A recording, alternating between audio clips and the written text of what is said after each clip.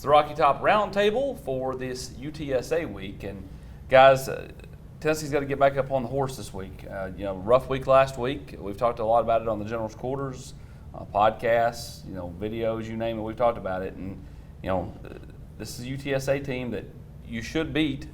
But if you let them hang around and you don't score points, they can, reach up and bite you back. Absolutely. I mean, Tennessee, I know, is a heavy favorite. You got to go play well, Rob. You got to tackle better defensively. Fundamentally, you've got to do things better than you did at Saturday night in Gainesville. No, I mean, if you don't score points, you leave yourself open for the possibility of disaster happening, like Alabama did, at South Florida this week, like Tennessee, to a certain degree did against Austin Peay. I mean, it didn't feel like Tennessee was going to lose that game, but when you're sitting on, when you had to hit 20 points in the second half, crazy things can happen, and that's, I think, more than anything. We'll talk more about it later, but offensively, Tennessee just needs to get back to looking like it has. This is an opportunity to where you can, not all the way, of course, because it happened, it was bad, but you can go back and do what you wanted to do against Austin Peay. Now, I'm not saying Tennessee's going to win by 40 or 50 points like we were all predicting in that football game, but get in there, do what you're supposed to do, look impressive, play a lot of guys, play some young guys,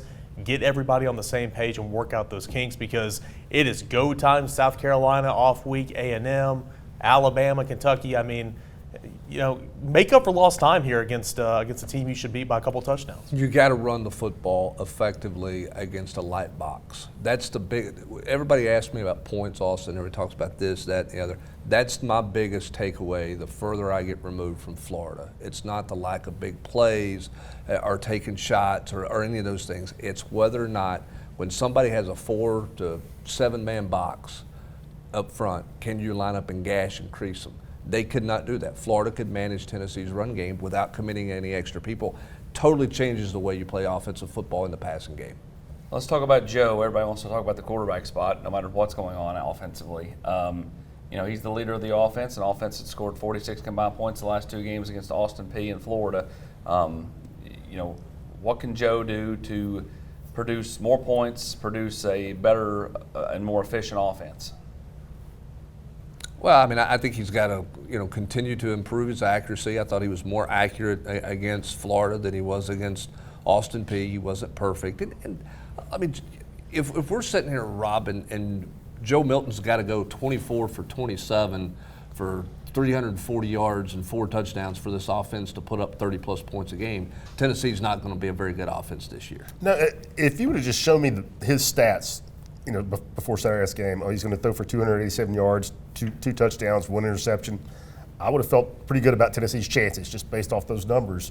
But he didn't get any help around him. We've talked about the pre-snap penalties. We've talked about getting behind schedule. You just talked about the run game, how Florida was able to manage that. Joe was okay. I think what we could probably all agree on is, Joe, you can win with Joe, but against good teams, I've seen enough. I just don't think Joe can be the difference against good teams, and you have to be good around him. I think, and this has been a popular talking point so far this week, I mean, more so than anything Joe specific, just get that operation back to where it needs to be. We talked about snapping the football under 10 seconds, the pre-snap penalties, all that type of stuff, a lot of sideways stuff. You are Tennessee. The trademark of your offense is the tempo, and you ran 65 and 63 plays each of the last 2 weeks. You've got to speed it up. You've got to get back to that tempo. A lot of that can be dealing with Cooper Mays and having Ollie Lane, a new center in there, and all that. And so I think more than just for Joe, guys, it's get that tempo and that operation back to where it needs to be, and you'll give yourself a chance against some SEC defenses, because you didn't have that chance against Florida. Yeah, I mean, you see the communication was a major issue on Saturday along the offensive front, quarterback, offensive line. That won't be the case. The next 3 games are at home, and you wonder, just how do they get on the same page up front? You talk about running the football. I think getting Jalen Wright off to a quick start, I think is paramount, because I think you've got to continue to feed him. Well, you do, and you've got Eric's right. You've got to play fast. Part of the success of your offense is gassing a defensive front, and also making it so chaotic for the back end that, guess what? They blow a coverage. Yeah. You're not doing that right now, because there's too many times you're looking over there and you're changing a play with 12 seconds to go on the play clock. They slowed it down. Go back to week 1, first trip in the red zone. What does Tennessee do?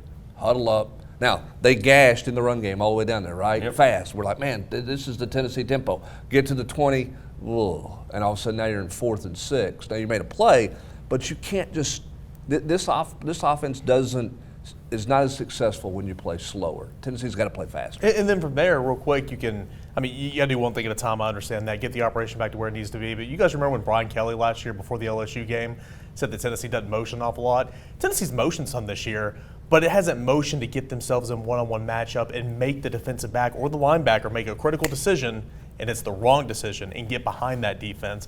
One thing at a time, but get that speed, get that tempo back, then start being more of who you are and who you've been in the past offensively. I'd love to see him get McAllen Castles more involved. Yeah. To me, he's got to be.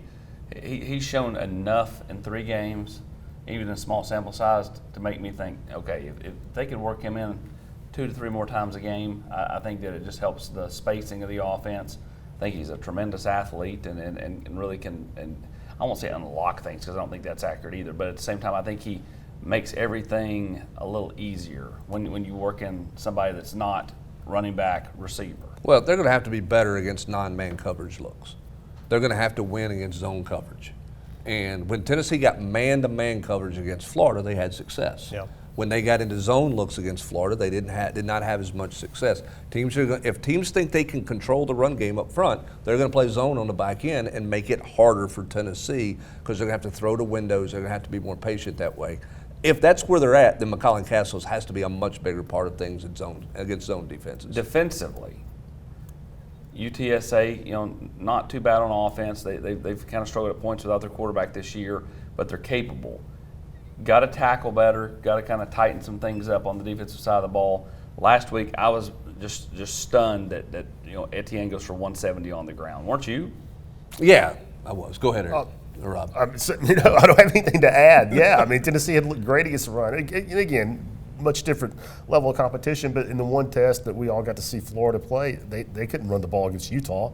One of the storylines coming out of the first 2 weeks, Tennessee's front 7 is much better, and they were pretty good last year.